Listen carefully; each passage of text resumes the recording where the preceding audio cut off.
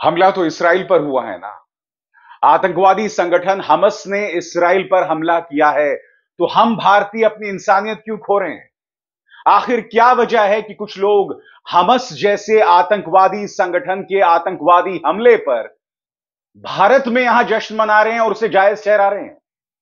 आखिर क्या वजह है कि सत्ताधारी भारतीय जनता पार्टी मौके पर चौका मार रही है?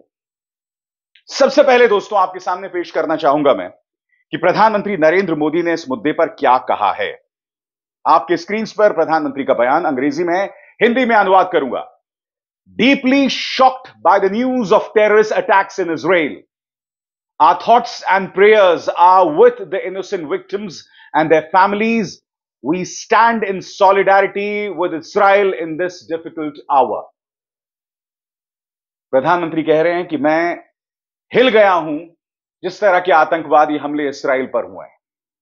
वो आगे ये भी कह रहे हैं कि मेरी संवेदना और मेरी पूजा अर्चना उन तमाम बेकसूर लोगों के साथ, उनके परिवारों के साथ, हम इसराइल के साथ खड़े हैं इस मुश्किल लम्हे में। प्रधानमंत्री का ये जो संदेश है बहुत ही संवेदनशील है और वक्त की जरूरत भी। मगर प्रधानमंत्री, मैं आपसे एक सवाल पूछना चाहता हूं। हमारे देश में मणिपुर अब भी जल रहा है, अब भी जल रहा है, और पिछले कई महीनों से जब से संकट चला रहा है, प्रधानमंत्री आपके मुंह से एक शब्द नहीं निकला।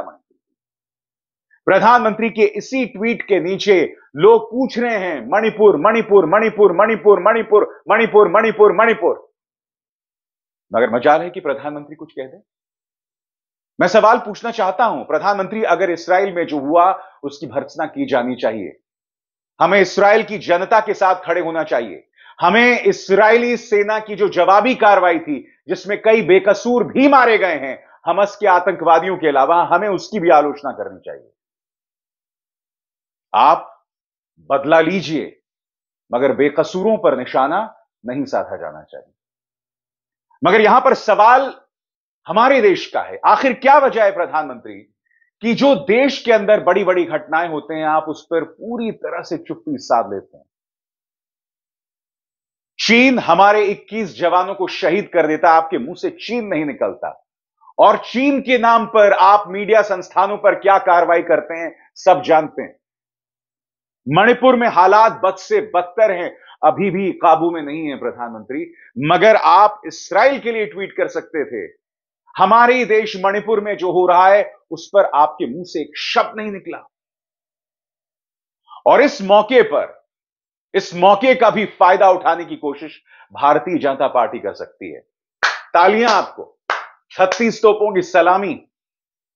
एक यही संस्कारी पार्टी है जो हर त्रासदी को वोट में बदलने की कोशिश करती है। उन्होंने दोस्तों ये ट्वीट किया है आपके स्क्रीन पर।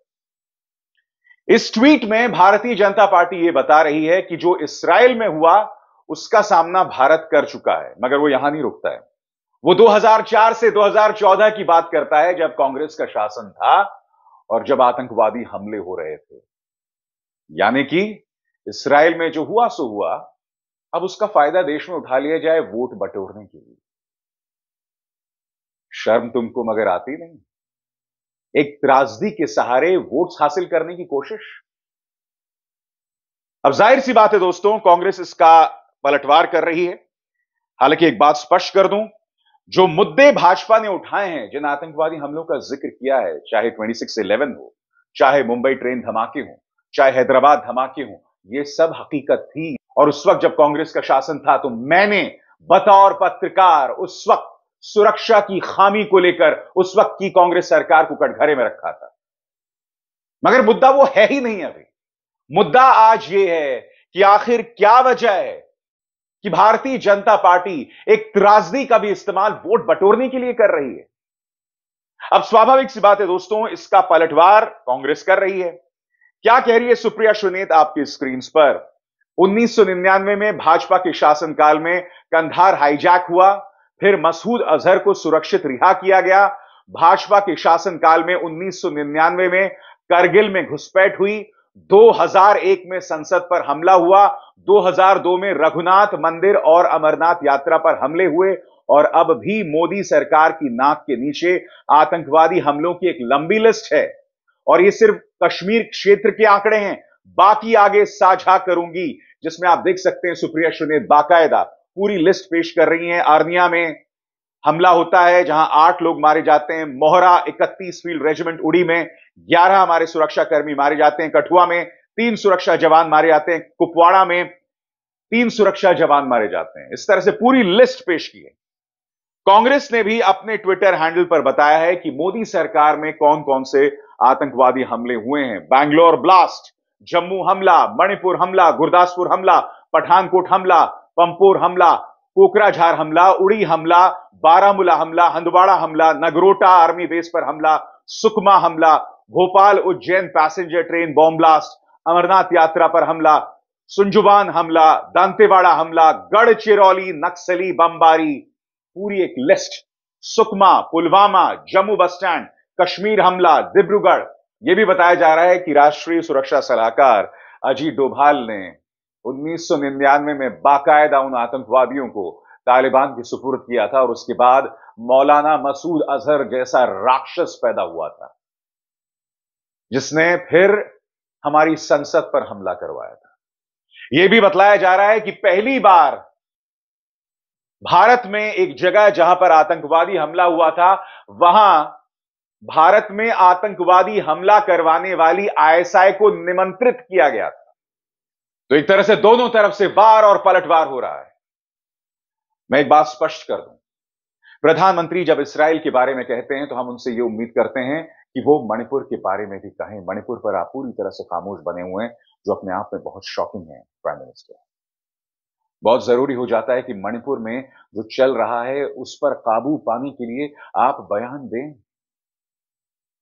गृहमंत्री खामोश हैं, आपके मुख्यमंत्री अनर्गल बातें करते रहते हैं। मुझे हैरत है कि मणिपुर की जनता को लेकर आपके दिल में इतनी सी भी संवेदना नहीं है कि आप इस्राएल पर अपनी बात कह रहे हैं, मगर उस पर आप कुछ भी नहीं कह रहे हैं, खामोश बने हुए हैं।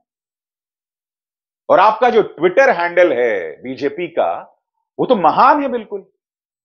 पहले राहुल को रावण बताते हैं, फिर राजा बाबू बताते हैं। हालांकि आप जानते हैं फिल्म राजा बाबू में जो राजा बाबू यानी गोविंदा का कैरेक्टर होता है, वो अलग अलग गेटअप्स में फोटोज खिंचवाता है, अलग अलग कपड़े पहनता है, बार बार कपड़े पहनता है, कभी डॉक्टर, कभी सैनिक। और आप भी जानते हैं हमारी भारतीय राजनीति में ऐसा कौन सा राजनेता है जो सबसे ज्यादा कपड़े बदलता है, सबसे ज्यादा टोपियां बदलता है? कौन है ऐसा राजनेता? बताइए, कमेंट सेक्शन में बताइए। यानी कि भारतीय जनता पार्टी के ट्विटर हैंडल ने शालीनता की तमाम हदों को पार कर दिया। इस्राएल में जो हो रहा है वो हम सब के लिए चिंता की बात है, मगर जो इस्राएल में हो रहा है उसको लेकर हम अपने स्तर को ना गिराएं। आप जानते हैं दोस्तों, ट्विटर पर भारत में बसी एक मुस्लिम स्कॉलर का मैंने ट्वीट देखा और वो बहुत ही शर्मनाक ट्वीट था। वो मोहतरमा ये बात कह रही थी, क्योंकि आपको याद है दोस्तों, एक वीडियो वायरल हो रहा है जिसमें एक औरत की लाश पड़ी हुई है, मुंह के बल उसकी लाश पड़ी हुई है एक गाड़ी में, उसके शरीर पर एक भी कपड़ा नहीं, और हमस के आतंकवादियों ने उसकी लाश पर पैर रखकर वो लोग नारे लगा रहे हैं अल्लाह अकबर को। मैं आपसे समझना चाहता हूं और मैं चाहूंगा कमेंट सेक्शन में मुझे बताएं, एक बेकसूर औरत की लाश पर पैर रखकर अल्लाह अकबर के नारे लगाकर कैसे धर्म का रुतबा बड़ा होता है? कुछ लोग इस मुद्दे पर जश्न मना रहे हैं, और जिस मुस्लिम स्कॉलर की मैं बात कर रहा हूं, मैं उनका नाम पेश नहीं करना चाहता हूं। आप मेरे ट्विटर हैंडल पर जाकर देख सकते हैं मैं जिक्र किसका कर रहा हूं। मोहतरमा ये कहती हैं कि ये इन आतंकवादियों की महानता है कि उन्होंने उस औरत के कपड़े नहीं उतारे। उनका यह कहना है कि उस लड़की ने पहले से ही बिकिनी पहनी होगी, यानी उसमें भी उस लड़की को, उस औरत को उन आतंकवादियों की महानता दिख रही है। इतने बेशर्म कैसे हो सकते हैं ये लोग, मैं समझना चाहता हूं। हकीकत यह है कि हमस ने एक आतंकवादी हमला किया जिसमें कई बेकसूर इस्राएली मारे गए, बच्चे, बूढ़े, औरतें, किसी को नहीं बख्शा उन्होंने। कुछ लोग पार्टी कर रहे थे, इतनी शॉकिंग तस्वीरें आ रही हैं दोस्तों। कुछ लोग पार्टी कर रहे थे और ऊपर से पैराग्लाइडर्स से लोग उतरते हैं और लोगों को मौत के घाट उतार देते हैं। इतना शॉकिंग हमला था। अब जाहिर सी बात है, इस्राएली सेना जवाबी कार्रवाई करेगी। हमस के आतंकवादी ठिकानों पर निशाना साधेगी, जो उन्हें करना चाहिए, क्योंकि अगर आप हिंसा का रास्ता अख्तियार करोगे तो जाहिर सी बात है आपको उसकी कीमत चुकानी पड़ेगी। मैं आपको बतलाता हूं मैं किस पहलू से सहमत नहीं हूं। मैं इस बात को लेकर सहमत नहीं हूं कि बेकसूर फलस्तीनियों को निशाने पर लिया जा रहा है, उन्हें मारा जा रहा है। उस बात को लेकर मैं सहमत नहीं हूं। हमस के आतंकवादियों को मारिए, मौत की घाट उतारिए, वो डिजर्व करते हैं। मगर यह भी हकीकत है कि इस्राएली सेना एक अरसे से बेकसूर फलस्तीनियों पर अत्याचार कर रही है, उसका पूरा इतिहास है। मगर बावजूद इसके हम भारत में बैठकर अपनी इंसानियत नहीं खो सकते हैं। उस बेकसूर जर्मन महिला को जिस तरह से रौंदा जा रहा था, मौत के बाद भी उसकी अस्मिता को लूटा जा रहा था, यहां कुछ लोग उस पर जश्न मना रहे थे। शर्म नहीं आती आपको? बताइए, शर्म नहीं आती आपको? कैसे आप अपनी इंसानियत को इस तरह से रौंद सकते हैं? यह गलत है। यह गलत है। और त्रासदी में जब आप बेकसूर की मौत पर जश्न मनाते हो ना, तो आप यह नहीं साबित करते हो कि आप किस तरफ हैं, आप यह भी साबित करते हो कि किस तरह से आपके अंदर की इंसानियत खत्म हो चुकी है। नुकसान उस मृत जर्मन महिला का नहीं है या इसराइलियों का नहीं, नुकसान आपका है कि आप किस तरह से अपने अंदर की इंसानियत को खत्म कर चुके हैं। नुकसान उन पॉलिटिकल पार्टीज का है जो इस मौके पर भी राजनीति कर रहे हैं, वोट बटोरने की कोशिश कर रहे हैं। शॉकिंग है कि प्रधानमंत्री नरेंद्र मोदी ने आज तक मणिपुर के बारे में एक शब्द नहीं कहा, जो नहीं होना चाहिए। आपको बोलना चाहिए मणिपुर।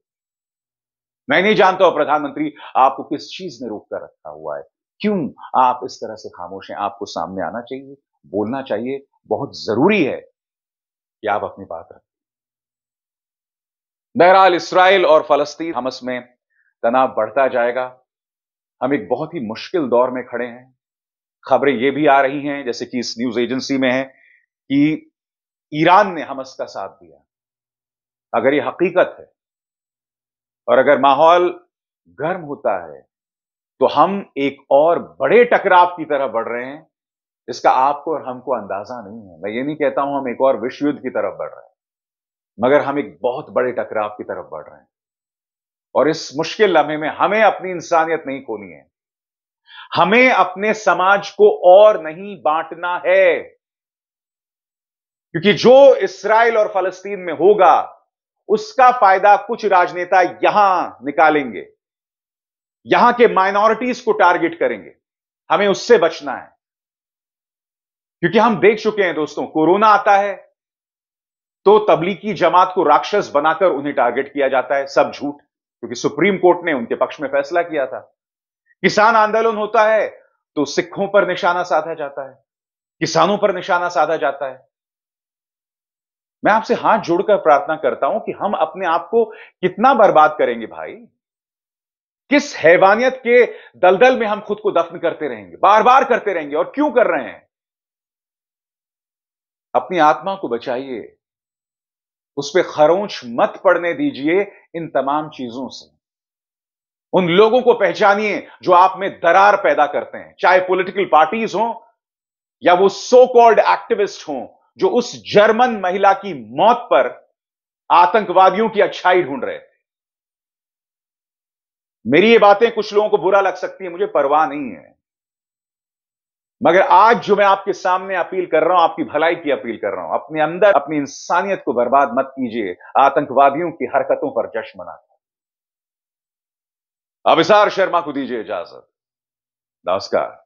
स्वतंत्र और आजाद पत्रकारिता का समर्थन कीजिए, सच में मेरा साथी बनिए। बहुत आसान है दोस्तों, इस ज्वाइन बटन को दबाइए और आपके सामने आएंगे ये 3 विकल्प, इनमें से एक चुनिए और सच के इस सफर में मेरा साथी बनिए।